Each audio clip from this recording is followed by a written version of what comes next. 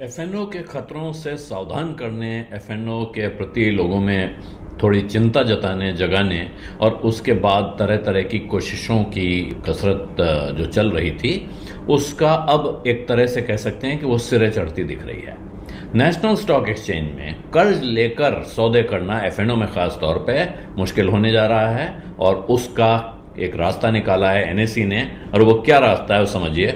रास्ता ये है कि आप अभी अपने पोर्टफोलियो में मौजूद जिन शेयरों को रेहन रख के, उनके बदले कर्जा लेके, गिरवी रख के आप ट्रेडिंग कर सकते थे, एफ&ओ पोजीशन ले सकते थे, उनकी लिस्ट बड़ी बुरी तरह से कतर दी गई है। कहना भी जरा गड़बड़ है, एकदम से कुछ डाली गई है।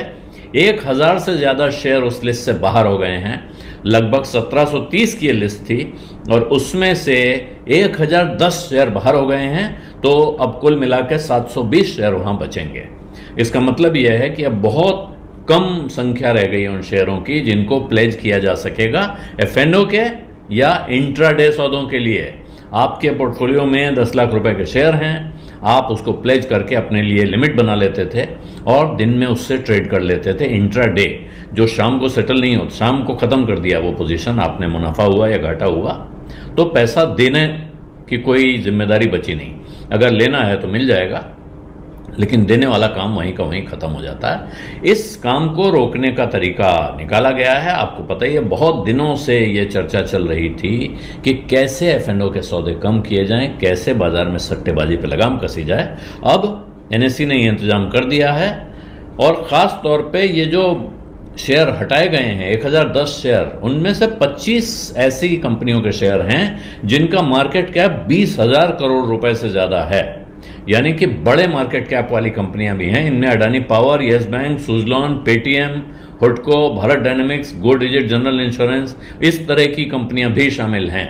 और इसमें ये ध्यान रखिएगा कि ये ऐसा नहीं कि इस कंपनी के कारोबार में कोई गड़बड़ है। इसका अर्थ ये, इस लिस्ट से निकलने का अर्थ कतई नहीं है कि इस कंपनी पर किसी तरह की उंगली उठ रही है। सिर्फ ये है नेशनल स्टॉक एक्सचेंज या सेबी, क्योंकि ये जाहिर है कि ये एक्शन ऐसे तय नहीं हुआ होगा। तो एनएसई ने ये सर्कुलर 10 जुलाई को निकाला है और साथ में कहा है कि इनकी क्लियरिंग आर्म जो है, अब वो सिर्फ ये जो बची हुई सिक्योरिटीज़ हैं, जो बचे हुए शेयर हैं, इन्हीं को वो एक्सेप्ट करेंगे कोलेट्रल के तौर पे। और उसकी शर्त क्या बताई गई है कि पिछले 6 महीनों में कम से कम 99% दिनों में, मतलब 100 में से 99 दिन उसकी ट्रेडिंग होनी चाहिए उस शेयर की, तब वो इस लायक माना जाएगा कि उसको आप कोलेट्रल के तौर पे रख सकें। और जिनकी इम्पैक्ट कॉस्ट 0.1% हो 1 लाख रुपए के ऑर्डर पर, तो इक्विटी सिक्योरिटीज जो इस क्राइटेरिया को फुलफिल नहीं करेंगी, वो 1 अगस्त से अब कोलेट्रल के लिए हकदार नहीं होंगी। उन पर कोलेट्रल या उनको रेहन रख के पैसा नहीं लिया जा सकेगा।